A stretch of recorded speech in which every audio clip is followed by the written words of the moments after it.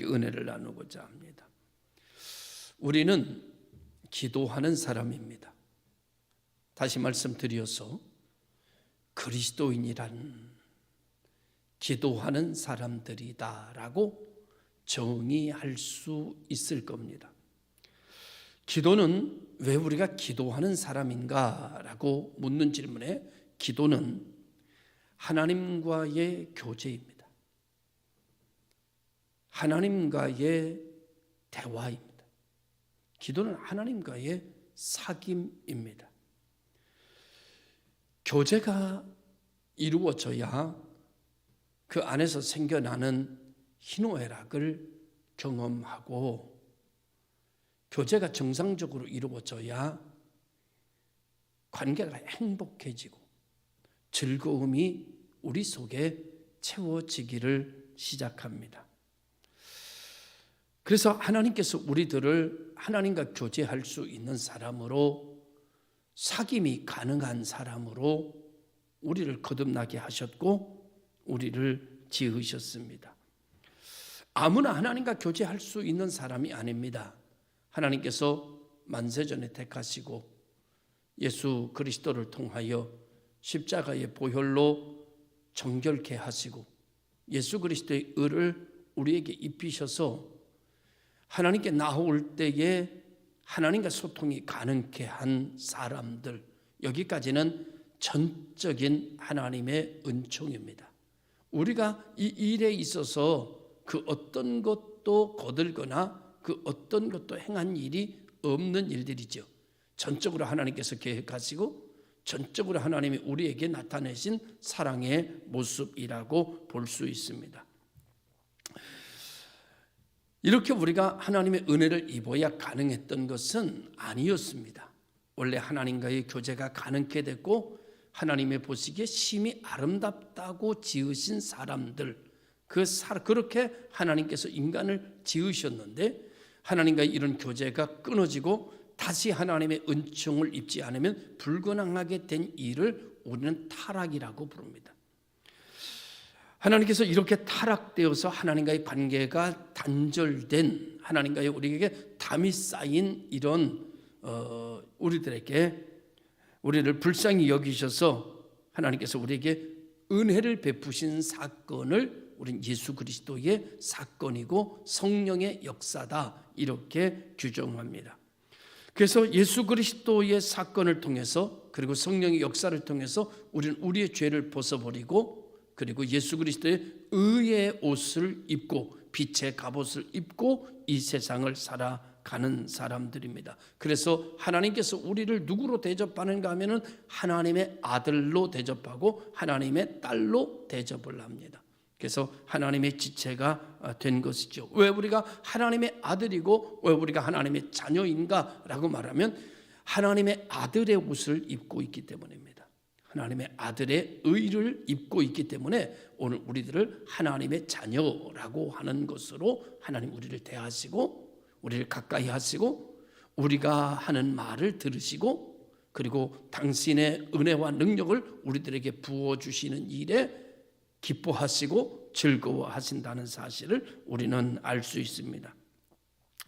오늘 본문은 예수님께서 예루살렘에 입성하시면서 처음으로 하신 일인데 성전에서 매매하는 이들, 돈 바꾸는 사람들, 비둘기 파는 사람들을 모두 들러 엎으시고 내쫓으시면서 말씀하시기를 내 집은 만민이 기도하는 집이라 일컬음을 얻게 되리라 하였거늘 너희는 강도의 소굴을 만들었도다. 이렇게 선포하신 내용입니다. 그리고 성전으로 맹인들과 저는 자들이 자기에게 나오시는 것을 보고 그들을 고쳐주셨다. 이 모습을 한쪽에서 보는 어둠의 세력들은 이것을 굉장히 못마땅하게 여기었으나 오늘 호산나 찬송을 부르는 어린이들의 찬송을 만족하시면서 베다니로 가셨다. 이것이 오늘 본문의 내용의 전부입니다. 하나님께서 나와 하나님과 만나자고 약속한 장소가 있습니다. 그것이 청량리 시계탑 앞이 아니고 우리 예전에 여기 있는 분들은 거의 다 그런 시대를 살았습니다. 핸드폰이 있는 시대도 아니고 전화가 그렇게 많은 시대도 아니고 펜팔이 유행되던 그런 시대에 청량리역 시계탑 앞에서 어떤 옷 입고 만납시다. 그러면 거기서 그렇게 만나던 시대가 있었어요. 저는 양평 사람이라서 중앙선을 타고 올라오니까 맨날 만나는 데가 청량리역 시계탑 앞입니다. 여러분들은 여러분 나름대로 뭐 천안에 사는 분들은 수양보들 두 번째 나무 뭐 이렇게 했을 수 있겠습니다만은 아무튼 그런 거죠. 하나님께서 우리들에게 만나자고 약속한 장소가 있습니다. 나는 너와 여기서 만나기를 원한다.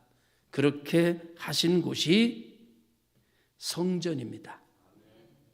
나는 너랑 일주일에 한 번씩 성전에서 만나자 이렇게 하신 곳입니다. 그래서 우리는 일주일에 한 번씩 어디로 가야 되는가 하면 성전으로 와야 됩니다. 그래야 하나님을 만날 수 있습니다. 내가 성전을 떠나서 하나님 나는 저기 한강변에 있었는데요. 내가 너하고 한강변에서 만나자고 그러지 않았지 않느냐. 난 너랑 성전에서 만나자고 했지 않냐. 네가 약속의 장소를 잘못 알았구나. 나는 거기 있지 아니하고 이 시간에 나는 너를 만나기로 약속한 성전 안에 있다. 이것이 하나님의 약속입니다. 두 번째 하나님께서 우리와 만나기로 약속 장소 결정되어진 장소가 있습니다. 그것은 육체 안에 된 내 마음입니다. 하나님은 언제나 내 마음에서 나를 만나기를 원하고 계십니다. 그것이 하나님이 우리를 만나기로 약속한 두 번째 장소입니다. 이 두 가지의 장소만 하나님이 우리를 만나고자 약속한 장소입니다. 다른 장소는 없어요. 이 두 장소만 하나님이 약속한 장소입니다. 그러므로 여러분의 마음속으로 여러분이 들어가면 하나님을 만날 수 있고요. 그리고 여러분이 성전으로 요즘으로 말하면 예배당으로 오면 하나님을 만날 수 있게 되는 축복을 누리게 된다고 볼 수가 있죠. 하나님을 만나면 얼마나 기쁜지 모릅니다. 우리의 인생 속에서 가장 기뻤던 데를 찾으라고 하면 첫째는 하나님을 만났을 때입니다. 그건 애인을 만났을 때보다 훨씬 더 비교조차 할 수 없을 정도로 행복한데 이 행복은 거의 퍼펙트한 행복입니다. 하나님을 만났을 때 행복. 그러니까 하나님을 만났을 때에 오는 행복감에 따라오는 게 하나 있습니다. 그게 뭔가 하면 하나님을 만나면 동시에 만나게 되는 분이 계시는데 어떤 분을 만나는가 하면 내 자아를 보게 됩니다. 하나님을 만나면 한 번도 보지 못했던 나를 봐요. 한 번도 보지.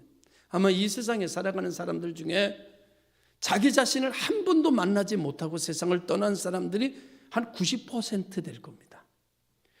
자기 자신을 만나게 되는 것은 하나님을 통해서입니다. 우리가 우리의 모습을 만나게 될 때 거울을 통해서만 만나듯이 하나님이라고 하는 존재 앞에 서야 내가 누군지 알게 되고 내가 어떤지를 알게 되고 내가 어떻게 해야 되는지를 일순간에 깨달아지기를 시작하고 알아져 버리게 됩니다.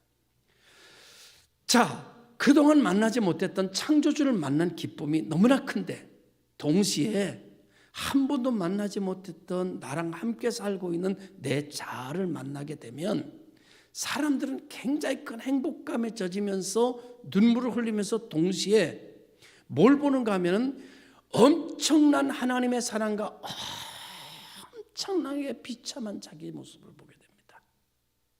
하나님 앞에 나아갈 수 없는, 하나님의 이름을 부를 수조차도 없는 추악하고 더러운 자기의 모습을 보게 됩니다. 이 자기의 모습을 보게 되면서 동시에 이 모습을 씻는보다 더 깨끗하게 씻어주시기 위하여 날 위하여 이 땅에 오시는 예수, 날 위하여 십자가에 달리신 예수를 보게 되면서 우리는 씻는보다 더 희어지는 것을 경험하면서 고맙고 감사한 눈물을 흘리게 됩니다. 그러면서 우리들은 새로운 자아가 태어나기를 시작하는 거죠. 그래서 이전 것은 지나가고 새 것으로 살아가는 삶이 시작이 되는 것이 그리스도인입니다.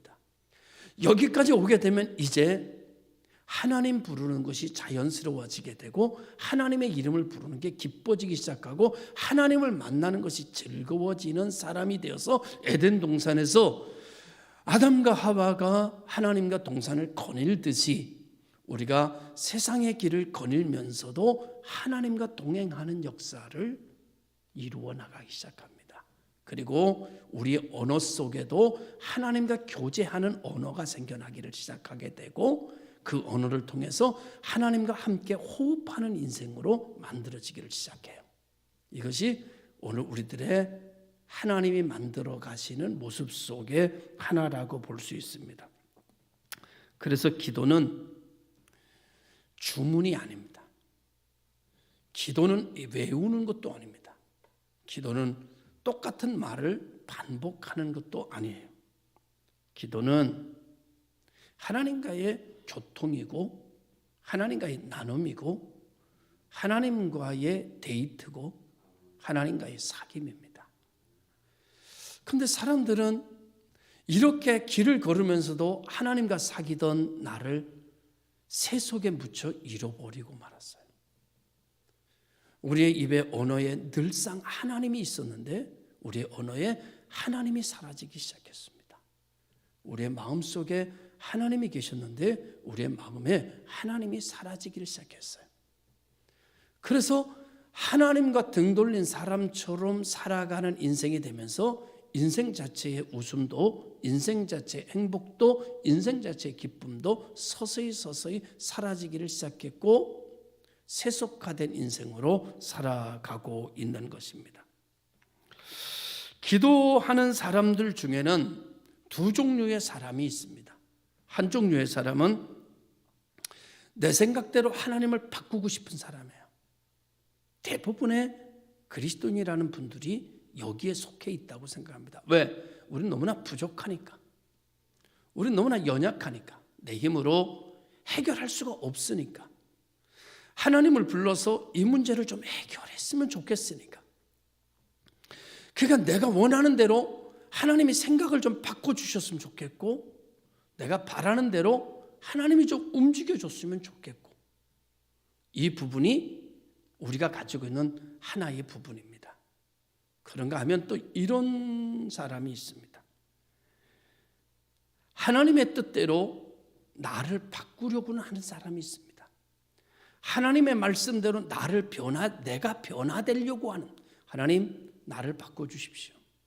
하나님의 말씀의 뜻에 맞춰 살 수 있도록 나를 새롭게 해 주시옵소서.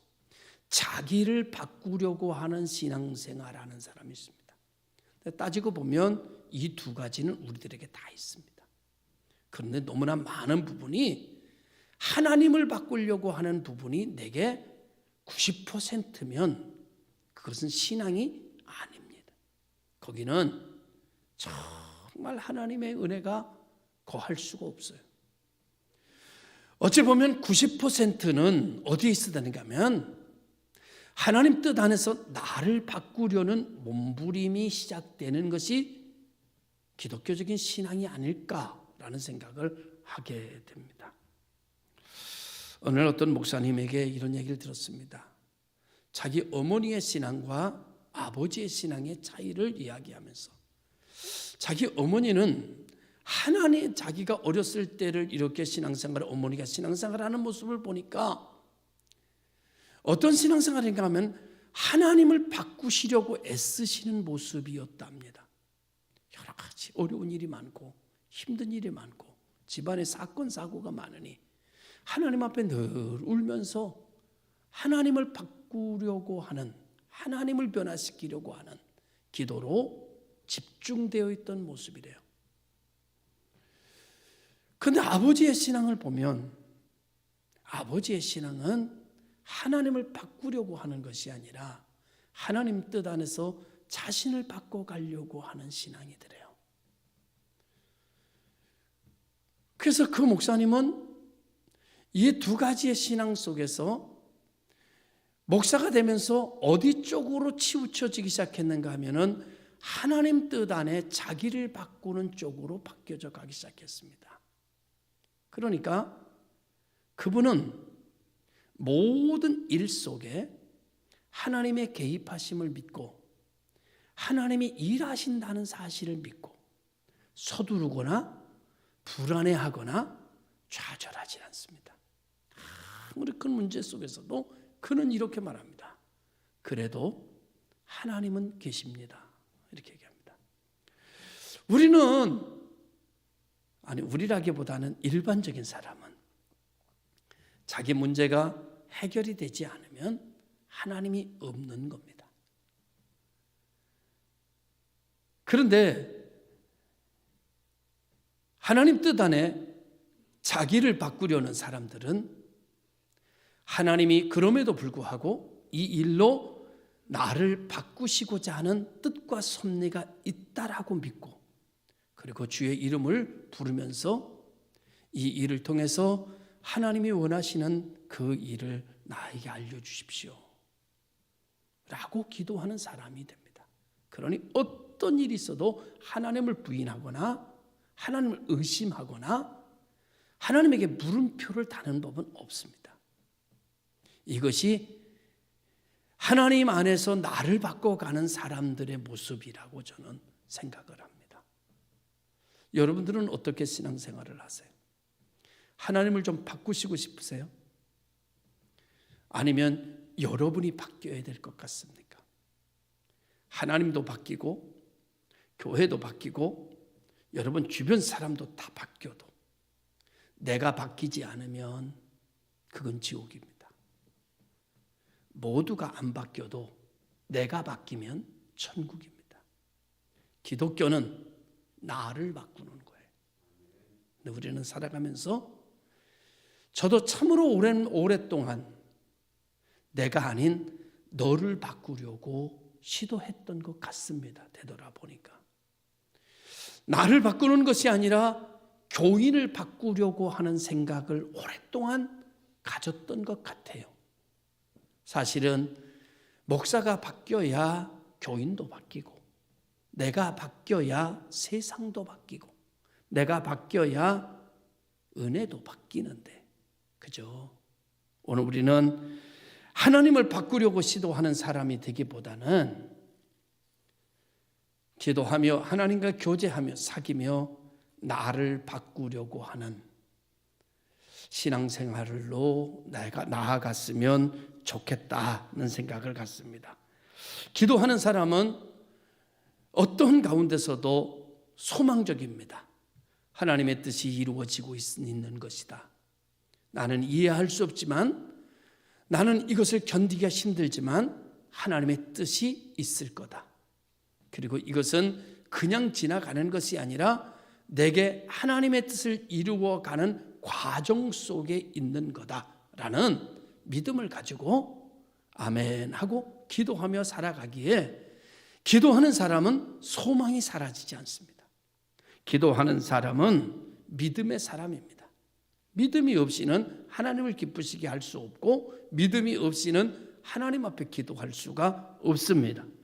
기도하는 사람은 복받은 사람입니다. 정말 복받은 사람은 기도하는 사람이에요. 돈을 많이 버는 사람도 복받은 사람이 있지만 그보다 진짜 능력 있는 것은 나를 나되게 하고 나의 존재의 가치를 드러나게 하고 내 인생의 가치를 만나게 만드는 이 모든 일들은 기도 속에서 나타나는 현상입니다. 그래서 기도하는 사람은 하나님과의 호흡하는 사람이고 하나님과의 짝을 맞추는 사람이고 기도하는 사람은 하나님과 함께 걷는 사람입니다. 기도는 나를 변화시킵니다. 기도는 하나님을 변화시키는 것이 아니고 기도는 나를 변화시킵니다. 기도는 천국을 변화시키는 게 아니고 기도는 내가 사는 집을 변화시킵니다. 기도는 여러분의 직장을 변화시키고 여러분의 삶의 자리를 변화시키는 걸로 나타나게 되는 것이죠. 결론적으로 말씀을 드리면 우리는 기도하는 사람으로 부름을 받았고 기도하는 사람으로 지음을 받았고 기도하는 사람으로 이곳에 있어야 합니다. 기도하면 세 가지 변화가 나타나는데 한 가지 변화는 하나님과 대면하게 됩니다. 반드시 기도하면 하나님 앞에 서게 되고 하나님을 만나게 돼요. 여러분이 영적으로 하나님을 만났던 경험을 얘기하라면 다 기도하는 중에 만났죠. 여러분, 그 무엇으로 하나님을 만날 수 있겠습니까? 기도하면 나타나는 변화 중에 하나, 하나님을 만난다. 아드락과 메삭과 아벳느고가 다니엘의 세 친구지요. 그들이 정말 우상 앞에 절하는 것을 거부하고 그들이 풀무불 속에 들어갑니다. 그죠? 그런데 세 명이 풀무불 속에 들어갔는데 밖에서 보니까 그 불 속에 네 명이 있습니다. 아드락과 메삭과 아벳느고는 풀무불 속에서 하나님을 만납니다. 자기들을 찾아오신 하나님, 풀무불 속에 같이 계시는 하나님, 그 하나님을 만나는 거예요. 여러분, 기도하면 하나님을 만납니다. 히스기야는 죽을 병에 걸려서 낯을 벽으로 향하여 세우고 하나님의 이름을 불렀을 때 그는 거기서 하나님을 만납니다. 여러분, 하나님을 만나는 사람이 되시기를 주의 이름으로 축원합니다. 두 번째로는 기도하면 조금 전에도 얘기했지만 내가 변합니다. 그렇게 독살 맞고 그렇게 못됐고 그렇게 분노하고 그리고 상처를 많이 주던 내가 기도하면 내가 변해요. 내가 변해야 내가 행복합니다. 다른 사람도 행복하지만 내가 변해야 내가 행복하고 내가 변해야 내가 천국이고 내가 변해야 내가 만족입니다. 여러분, 야곱이라고 하는 사람은 속이는 자, 다른 사람의 발뒤꿈치를 잡는 자입니다. 이 사람이 약복강 나루토에서 기도했습니다. 기도했더니 첫째 하나님을 만났고 둘째 자기 자신이 변했습니다. 발뒤꿈치를 잡는 자, 속이는 자, 간사한 자의 속에서 이스라엘이라고 하는 하나님과 겨루고 이겼다고 하는 이름으로 자아가 변화됐어요. 그러니까 여러분, 세 번째로 어떤 역사가 일어났는가 하면 문제가 해결돼 버렸습니다. 야곱을 에서를 만날 수 있는 자신감이 없었는데 내가 변화되고 나니까 내 심령이 치유되고 나니까 에서를 만날 수 있는 자신감이 생겨난 거예요. 이건 엄청난 역사입니다. 사람 앞에 설 수 없는 자신감이 없었는데 사람 앞에 설 수 있는 자신감이 생긴 거예요. 저 문제를 해결할 자신감이 없었는데 저 문제가 만만해지기 시작하는 거예요. 기도하는 사람들에게 나타나는 현상 중에 제일 많은 게 여러분들이 경험되는 것은 문제가 해결되는 겁니다. 기도하는 사람에게 세 가지의 변화. 하나는 하나님을 만나게 된다. 둘째는 내가 변한다. 셋째로는 문제가 떠난다. 할렐루야. 우리는 이러한 일들을 할 수 있는 사람으로 다시 만들어졌고 지음을 받았습니다. 이제 기도하지 않는 담을 헐어버리고 기도하는 자리를 회복하시는 분들이 되기를 주의 이름으로 축원합니다. 기도하겠습니다.